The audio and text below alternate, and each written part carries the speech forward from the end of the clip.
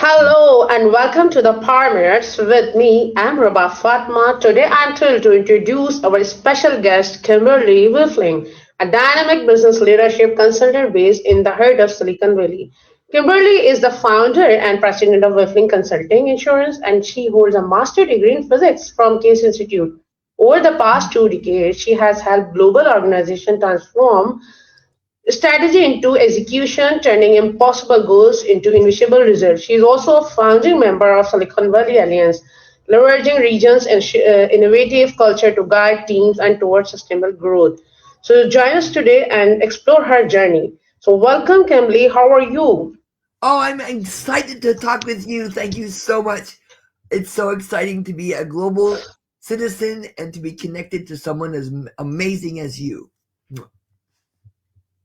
First of all, thank you so much for your time that you give me your precious time as you are very tired and you have tough schedule. Thank you very much and welcome to my show, The Power Minutes. Oh my God, what is this?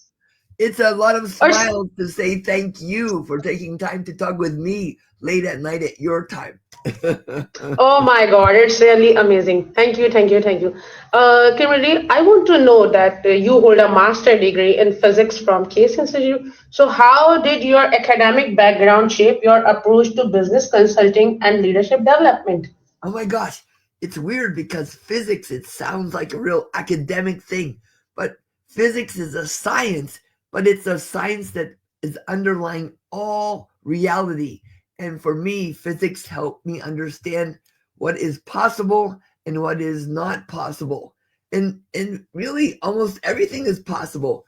If you don't want to change the gravitational constant of the universe, you're okay, right? I mean, if you want to transform businesses, transform your life, you can do it. Physics is really complicated and it's not impossible. So whenever I work on any project, I always remember it's not the hardest thing I ever had to do. The hardest thing I ever had to do was learn physics.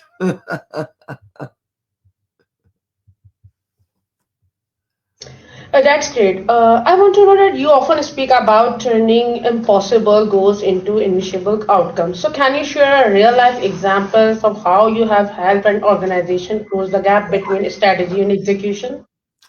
So I work with one of my clients for 17 years. I never imagined it would that last that long. I started doing this 6-month workshop with them. I spent we take 24 people from their business that works from countries all over the world. We get them together for 5 days in Europe and they pick 5 impossible goals.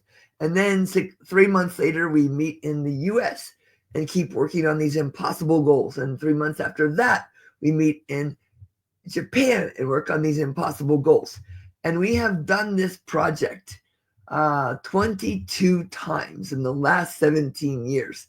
And they work on projects that, one, their manager would never allow them to do at work. Two, their colleagues would tell them, you're crazy, it's impossible, it'll never work. Three, their families would worry about them. And we have done almost 90 projects so far. About 40 of them have happened. And it was things like, hey, can we have our website be a global website, not a Japanese website? Hey, can we make our company more aware of the uh, ecological issues associated with our business? Can we be more sustainable? Can we be a more global company? Can we be a more heart-centered, wonderful place to work? It was all kinds of company goals that their managers wanted but really didn't think they could do. So out of 90 projects, about 40 have happened. I'm just amazed. I didn't even think it was possible. But when we take these people, we make it safe for them to dream big and then to present to their executives their dreams.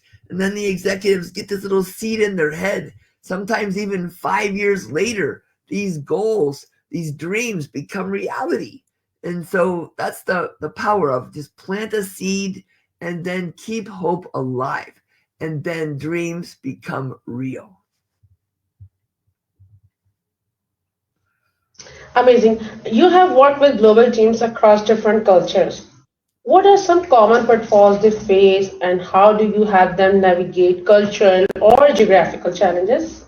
Oh my gosh, what a great question. You are amazing.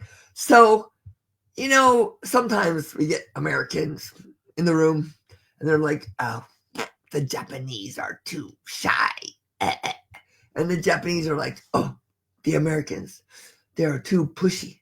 And then the Europeans are like, oh, God, both of them are crazy. And then I asked them, please raise your hand if you are married to somebody who is from the same country, the same language, the same culture. Yeah, yeah, Kimberly, I'm from the. Oh, and then I asked them, do you ever have any argument, any conflict, any problem communicating? And they're like, oh, yeah, yeah.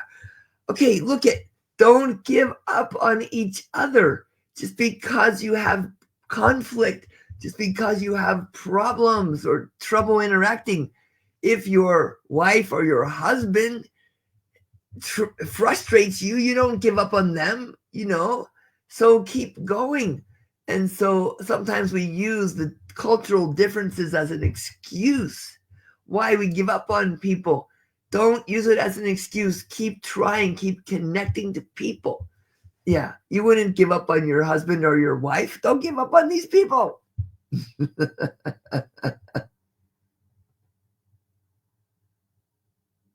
Amazing. I want to know more about board experience and governance. So, you sit on multiple boards, including Agile and a Scale Value Project Management (ASVMP). So, what insights have you gained about effective governance, and how do those insights inform you consulting work? Well, what I've learned is I'm not very good at being on boards.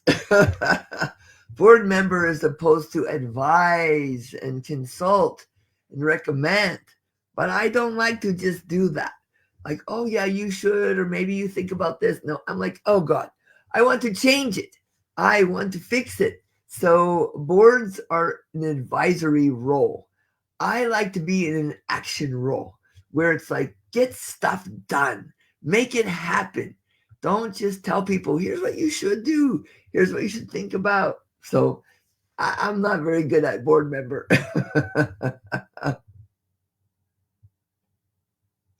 Kimberly, I want to know more about that philosophy of leadership, as you are known for your get it done approach. So, how would you describe your leadership philosophy? Well, I didn't know much about leadership when I was younger. I grew up in a family where my dad was like, get stuff done, just do it. And it was really harsh. And so I kind of pushed people too hard, and I was not very kind, not very nice or thoughtful. And what I've learned over the years is you have to invite people like a magnet, attracting people, not pushing or demanding or commanding. And so my philosophy of leadership now is based on 30 years of research at Santa Clara University by Barry Posner and Jim Kouzes that says a leader models the way, be a good example for other people, inspire a shared vision, and challenge the process. Don't just stick to the same old way, and enable others to be effective, support them, provide resources, remove obstacles, and then encourage, appreciate, recognize, and celebrate their accomplishments. I didn't know that when I was first leading people, and now I'm a much better leader because I'm not so pushy.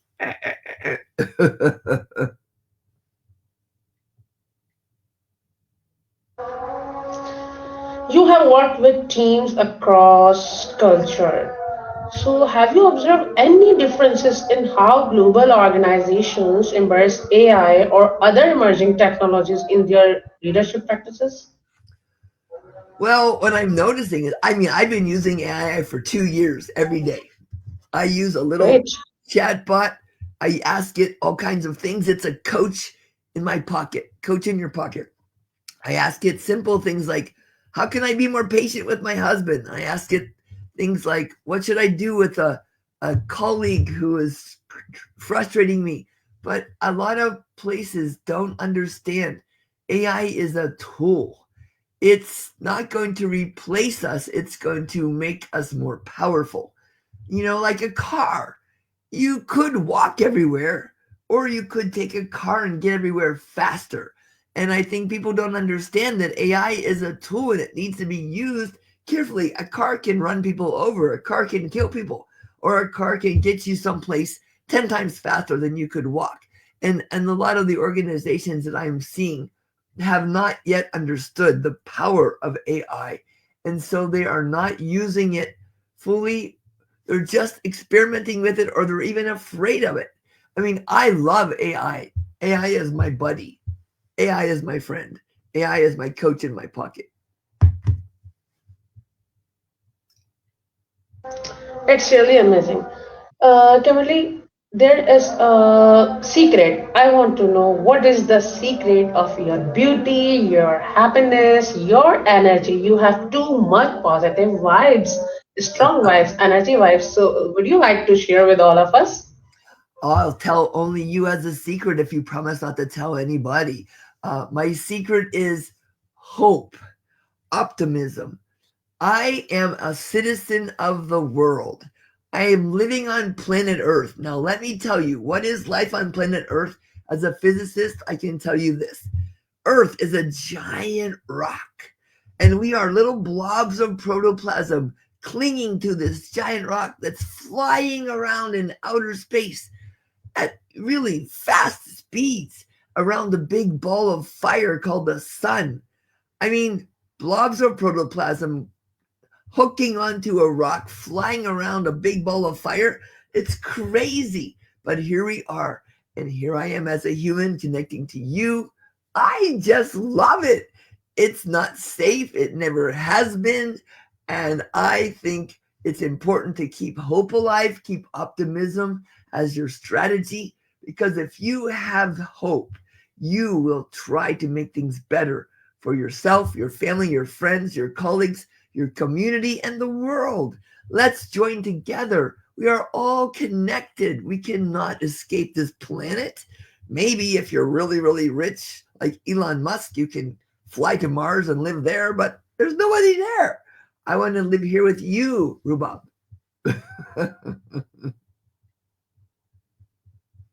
Amazing.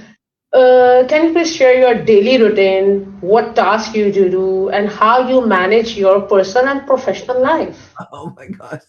Well, I don't have a really strong daily routine because I don't have a regular job. I'm a consultant. So, for example, next week I'm flying to Japan. I will work there for 20 days. And last month, in December, I was in Frankfurt for 2 weeks. And then in May, I'll be in Chicago. In June, I'll be someplace else. In July, blah, blah, blah. So, my daily routine is try to get some sleep, and then wake up and go, what do I have to do? My top priorities. And I, check my top priorities, make sure I look at my calendar. Sometimes I screw up and I miss my meeting. But I do what I do to keep my promises. But most of my work is facilitating workshop learning labs for amazing global companies all over the world. And when I'm not doing that, I'm building community for my family, my friends here in the Silicon Valley. I live in the San Francisco Bay Area. On Sunday, we had 30 people at our house for an amazing event where we connected heart to heart, and we had some food together, and we learned about a wonderful adventure my friend is doing for his startup company. Tonight, we will do an incredible adventure learning about climate and sustainability down in the city where I live. I mean, so every day is a new adventure, but I don't have a regular job. So my routine is a little complicated, and sometimes I can't do it all. So I have to sometimes say, please, I'm so sorry. Please forgive me. I can't do everything.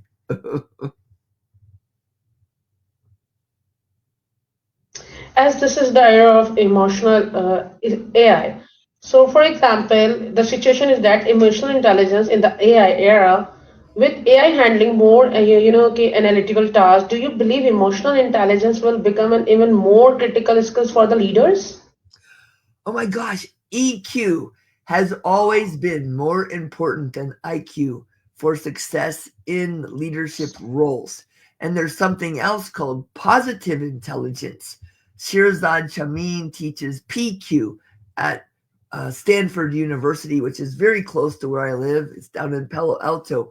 In fact, I did a workshop there yesterday, which is one of the reasons I'm so tired right now. So EQ and positive intelligence, PQ, are playing a more and more important role because just being smart is not enough. I know many smart people. I met the person who invented the computer mouse. I met one of the founders of Apple. I know really smart people who cannot connect to other human beings. So we need to know how to build relationships, build trust, create psychological safety, communicate, solve problems together, make decisions together. It's going to be even more critical that we have these human skills. I mean, some people call them soft skills or touchy-feely crap, but this is what we are made of. We have to connect to each other. So yes, it will be the crucial foundation of our relationships going forward that will help us all work together more effectively.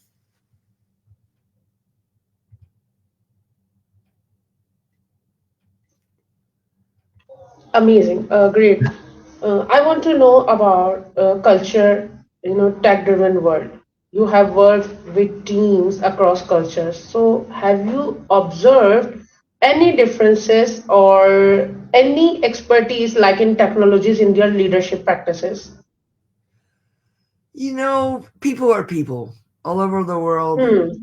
Human beings, they get angry, they get frustrated, they get tired, they get stressed out. So I think all over the world, we have a lot in common, more in common than we have different. It's like icebergs. Like here I am, an iceberg, and here you are, an iceberg. We look separate, but we come together. We're connected. Think of the Hawaiian Islands. Hawaiian Islands all look like separate islands, but underneath the ocean, they're all connected. We share a common ground of human beingness. And I think we need to focus on that. Everybody has challenges. Everyone gets frustrated. We just have to say to somebody who's freaking out, are you okay? Can I help you? What's going on? I don't think human beings are that different from one place to another. People do lots of mistakes. So, Kimberly, what do you think? Mistakes are good or bad or something Ooh, else? you know what? Mistakes, it depends on your perception. Whenever something bad happens, I ask, what does this bad thing make possible that was not otherwise possible? Post-its, post-it notes, your sticky little notes. They were a mistake. They were a failure. Oh my gosh, they're an incredible breakthrough for our world. So when something is a mistake, you can dig into it and say, is there some treasure hidden in this tragedy? Is there some diamond hidden in this dog poo?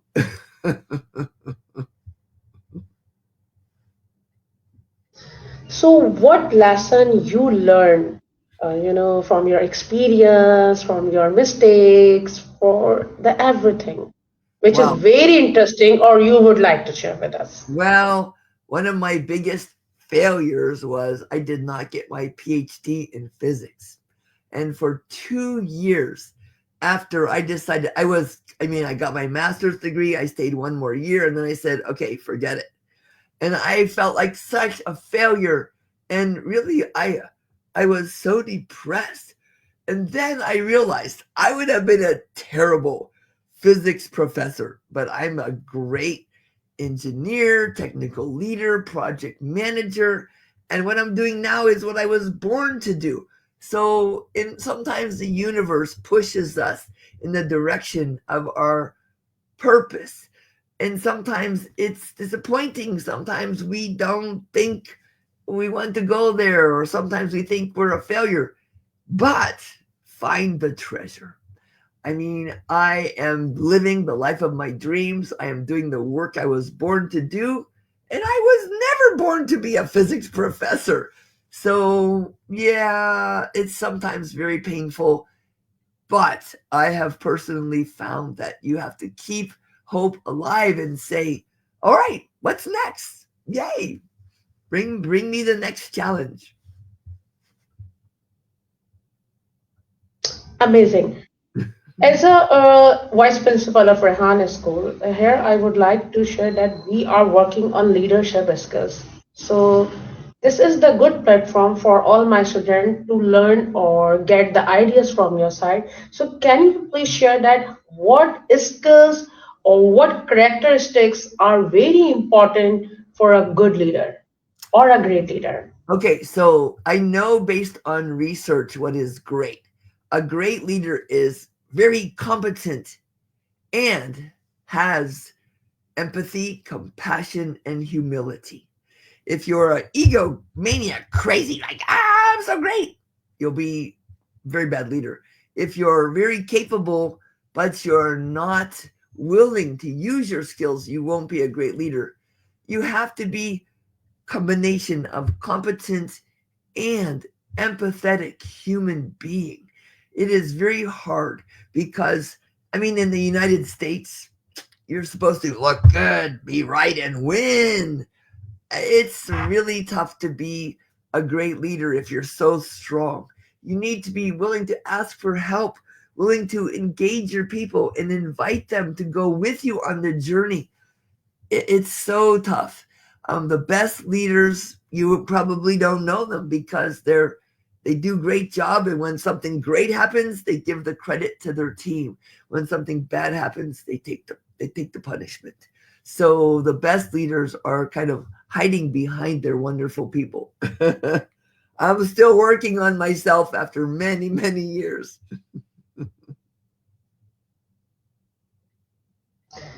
So you work with your brain or heart, which is very important for you if you want to do something new. So what do you think? Your heart is very helpful for you, or the voice of your mind? Oh, we have to combine them. And that is the big challenge, right? I'm very smart. Okay, I'll tell you secret. I'm a genius IQ. Okay, that was not enough. In the beginning of my career, I was genius, but I was not very nice. I was too mean. And if you're too kind and emotional, then you don't think about results. You have to combine emotional intelligence with IQ, smartness with empathy and compassion. And it's always a challenge, right? Because each person is different. So I'm always working to combine my brain and my heart. It's a never ending journey, Rubab, and I'm sure you have some examples of it as well.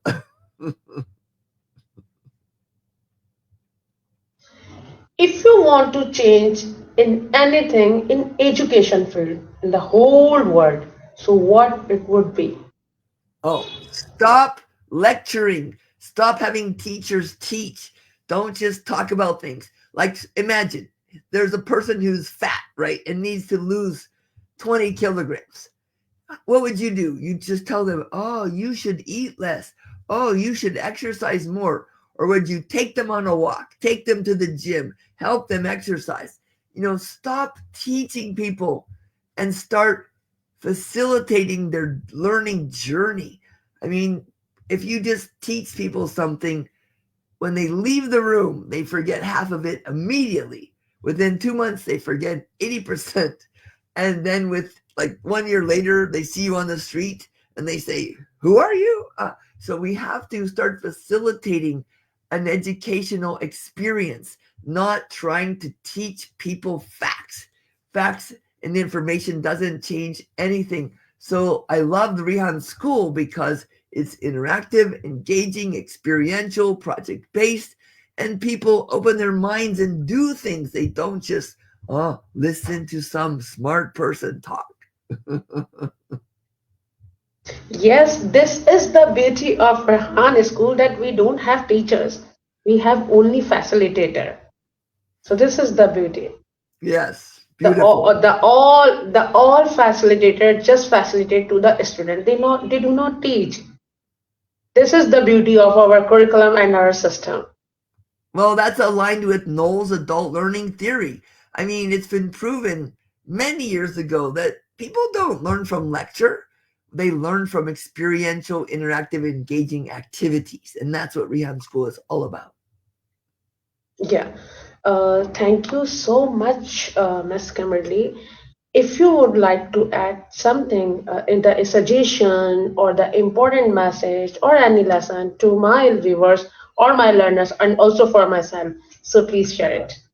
Okay, so for me, keep hope alive. We are all connected. We are all one people on one planet, and there are endless possibilities. When someone tries to kill your dreams, they're not being mean, they're trying to save you from disappointment. Smile at them and thank them, and then keep going, keep growing, and never give up on your dreams.